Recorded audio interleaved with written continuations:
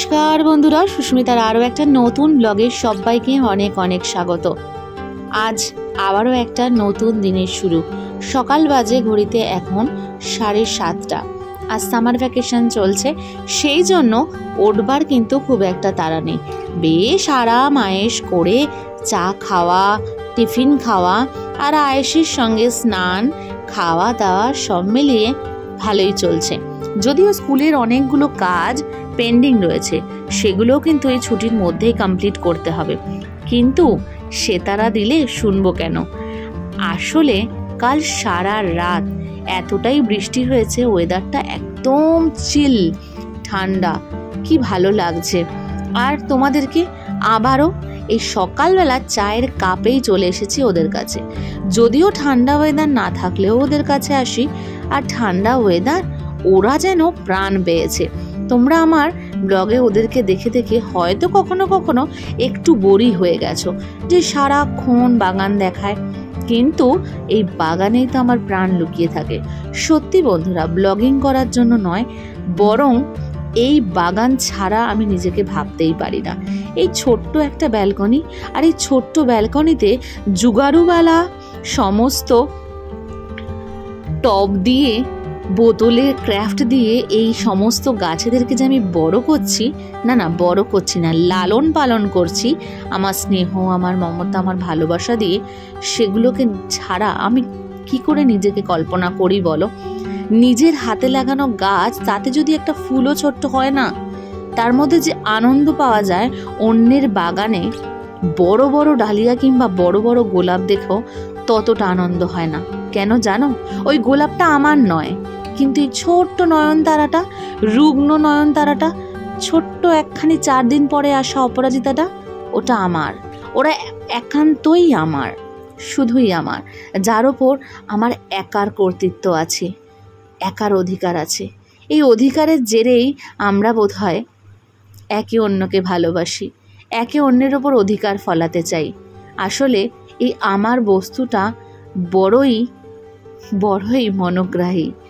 আমার কথাটার সঙ্গে একটা অনাবিল ভালোবাসা জড়িয়ে থাকে।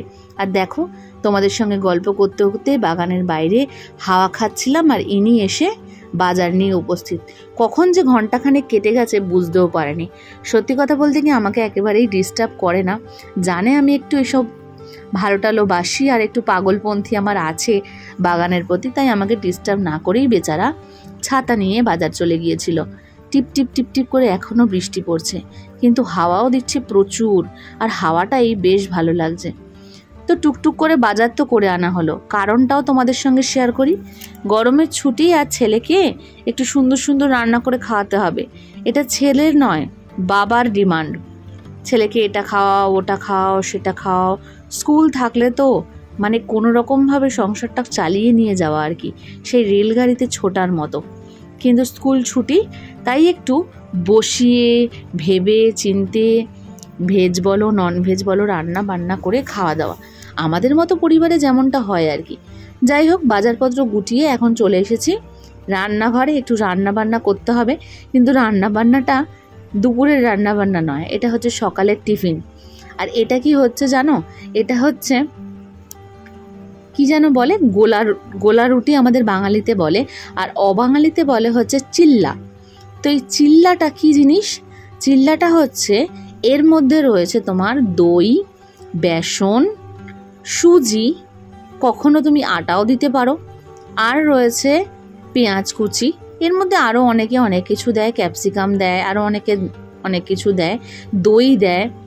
কিন্তু আমি আজকের এটাতে দিয়েছি হচ্ছে বেসন। আমার কাছে সুজিতে দেখলাম একটু পোকা লেগে গেছে, সেজন্য সুজি দিতে পারিনি, দিয়েছি আটা, আর বুদ্ধি করে একটু ম্যাগি মশলা আর পেঁয়াজ কুচি দিয়েছি, সঙ্গে 2 কাঁচা লঙ্কা কুচিও দিয়েছি, কিন্তু সেটা আমারটাতে দেব। আর দেখো, আজকে আমি ভীষণ খুশি। আমি যখন এটাকে তুলি না বন্ধুরা, কেন জানি না আমার না উঠতেই চায় না, কেমন লেগে যায়, ছিঁড়ে যায়, কত কিছু হয়, কিন্তু আজ না এরকম একদম টপাটপ উঠে পড়ছে। আর দেখো, একটার পর একটা, একবার ছেলের জন্য, তারপর ছেলেকে খেতে দিয়ে এলাম সস দিয়ে, উফ অসাম লাগছিল, তারপর আমার বরের জন্য, এবং তারপরে আবার আমার নিজের জন্য। এই সবার জন্য করার পর, খাওয়া দাওয়ার পর চলে এলাম হচ্ছে মাছ ধুতে।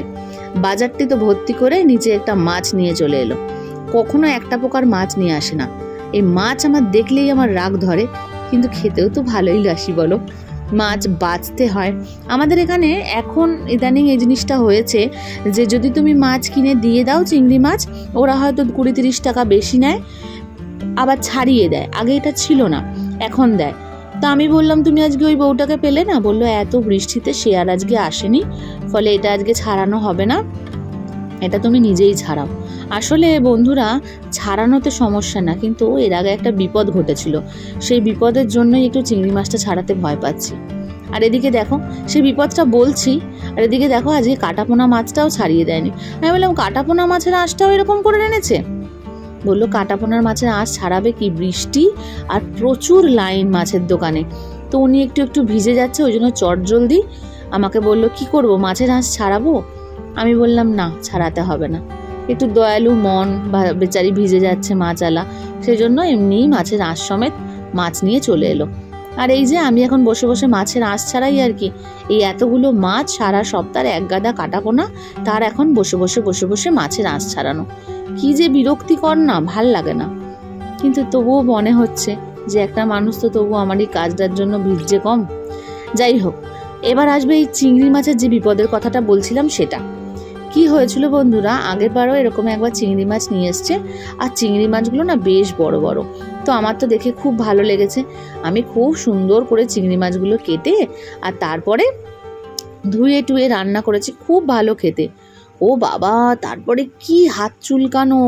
আমি ভাবছি আজকে তো কচু টচু কিছু রান্না হয়নি, তাহলে তো হাত চুলকাচ্ছে কেন? অসম্ভব হাত চুলকাচ্ছে। হাতে লেবু মাখছি, নুন মাখছি, তারপরে একটা অ্যালার্জির ওষুধও খেলাম, আমার একটু অ্যালার্জি আছে বলে।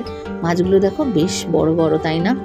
লাউ চিংড়ি তো দেবো ভেবেছিলাম, লাউও এনেছে, কিন্তু এত বড় চিংড়ি মাছটা লাউতে দেবো না, একটু সর্ষে বাটা দিয়ে একটু তেল ঝাল মতো একটু করব ভাবছি, আর দেবো না লাউতে। এত বড় বড় চিংড়ি মাছ কেন জানি না বন্ধুরা আমার খুব গায়ে লাগে। যাই হোক, যে কথাটা বলছিলাম সেটা হচ্ছে খুব হাত চুলকনি, কিছুতেই বুঝতে পারছি না যে কেন চুলকোচ্ছে। পরে মা বলল যে এই যে চিংড়ি মাছের মাথায় যে ঘিলুটা থাকে হলুদ রঙের, এটাই অনেক সময় হাতে লাগার ফলে প্রচণ্ড হাতে চুলকায়। আমি বললাম মা, চিংড়ি তো খেলাম, কই কষ্ট তো হলো না? বললো না, খাওয়ার সময় হয় না, কিন্তু অনেক চিংড়ির এরকম ছাড়ালে হাত প্রচণ্ড চুলকায়, আমারও এরকম হয়েছিল। যাক বাবা, বুঝতে পারলাম, তাই এবারটা কিন্তু একটু সাবধানেই চিংড়ি মাছগুলো সারিয়েছি।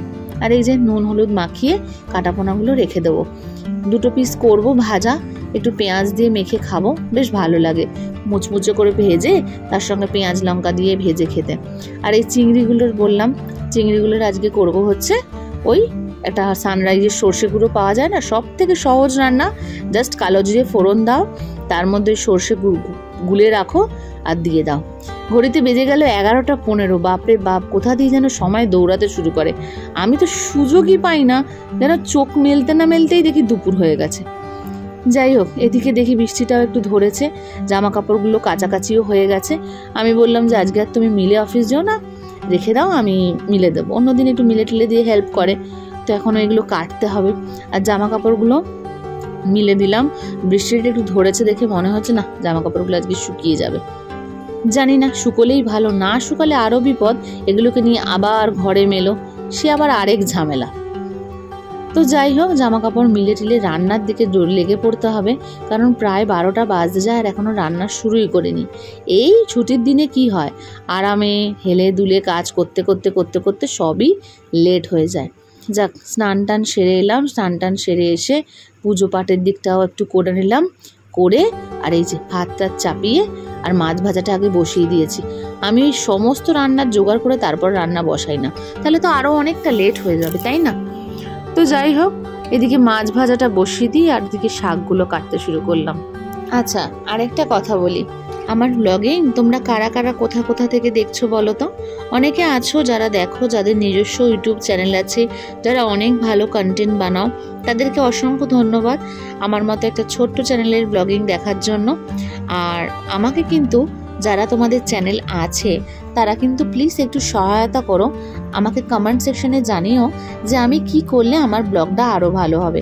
দেখো, আমরা যদি একে অপরকে সাহায্য না, একে অপরকে যদি আমরা সত্যিকারের কোনো কিছু শিখতে সাহায্য করি না, সেটা বোধহয় আমাদের দুটো চ্যানেলের জন্যই ভীষণ ভালো হবে। কখনো তোমার দেখে আমি, কখনো বা আমার কোনো জিনিস ভালো থাকলে তুমি শিখলে, এই করেই মনে হয় আমাদের প্রত্যেকেরই নিজের নিজের চ্যানেলটার উন্নতি এবং নিজেদের উন্নতি করা সম্ভব। আমি কিন্তু সাহায্যে কিংবা সাবস্ক্রাইব করাতে বিশ্বাসীটা কম, আমি শেখাতে বিশ্বাসী বেশি। ভুল থাকলে তোমরা বলো। আমি শিখতে চাই, আমি ডিপেন্ডেন্ট হয়ে থাকতে চাই না, এটা আমার আদর্শ, আমি এই আদর্শেই চলি। আর দেখো, তোমাদের সাথে গল্প করতে করতে এখানে আমার বলেছিলাম না চিংড়ি মাছের একটু সর্ষে বাটা দিয়ে ঝাল করব, দেখো আমার হয়ে গেল। জলটা ফুটে আসতেই এই চিংড়ি মাছগুলো ভেজে রাখা দিয়ে দেবো, ব্যাস 2 ফুট আসলে 2 ফোঁটা সর্ষের তেল দিয়ে ব্যাস নামিয়ে নেব, চিংড়ি মাছ ডান। তো আজকের মতো দুপুরের রান্নাটাও মোটামুটিভাবে কমপ্লিট হয়ে যাবে। অনেকটাই বেলা করে আজ খাওয়া দাওয়ার পর সন্ধেবেলা বাবুকে দিয়ে 2 প্যাকেট দুধ আনালাম। আজ একটু সিমুই বানাবো, তো সিমুই বানানোর জন্য আমি 2 প্যাকেট দুধ আনিয়েছি। আর এখানে দেখো, একদিকে আমার চায়ের জল ফুটে গেল, আর একদিকে আমি দুধ গরম করে নেবো। দুটোই আমি বাটিতেই করি, চা তো ছোটো বাটিতে করি, তোমরা আমাকে আগে দেখেইছই। আর এখানে এই অ্যালুমিনিয়ামের বাটিতে দুধটা গরম করব। গরম করে প্রথমে একটু ছেলেকে দিয়ে দেব খাওয়ার জন্য, আর তারপরে বাকি দুধটা কেটে ওটা সিমুই বানাবো। আগে না সিমুই বানানোতে যেন মনে হতো কি হার্ডওয়ার্ক রে বাবা, সিমুই কি করে বানায়। আসলে একটা করে নতুন নতুন রান্না কিন্তু বিয়ের পরে শিখেছি। সত্যি বিয়ের আগে কোনো কিছুই রান্না করতে পারতাম না, জানতামই না। এখনও বিভিন্ন জিনিস করতে একটু ভয়ই লাগে, মানে রান্নার ব্যাপারটা এগোতে না, যেমন যে কখনো হাতে তুলি ধরেনি তার হাত কাঁপে, তেমন করে আমারও নতুন রান্না করতে একটু ভয় লাগে। কিন্তু যাই হোক, সিমুইটা বেশ কয়েকবার বিয়ের পর করার পরে এখন আর অতটা সমস্যা হয় না। আমার চা রেডি, আর এদিকে দুধটা ফুটছে। দুধটা একটুখানি বাবুর জন্য তুলে নিই, আর তারপরে বাকি দুধটা ওই ভেজে রাখা সিমুইটা ঢেলে দিলাম। ঢেলে দেওয়ার ফলে এটা ফুটতে থাকুক, ততক্ষণে মা ছেলে মিলে চা আর দুধ খাওয়া যাক। আমাদের এদিকে চা দুধও খাওয়া হয়ে যাবে, আর এদিকে রাতের জন্য সিমুইটাও রেডি হয়ে যাবে।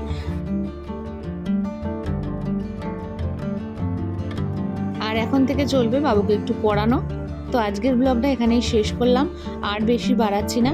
শুভরাত্রি, আপনারা সকলে ভালো থাকবেন, সুস্থ থাকবেন। আর আমার ভিডিওটা, আমার কথাগুলো, আমার ব্লগটা যদি আপনাদের এতটুকু ভালো লেগে থাকে তাহলে লাইক, কমেন্ট, শেয়ার করতে ভুলবেন না।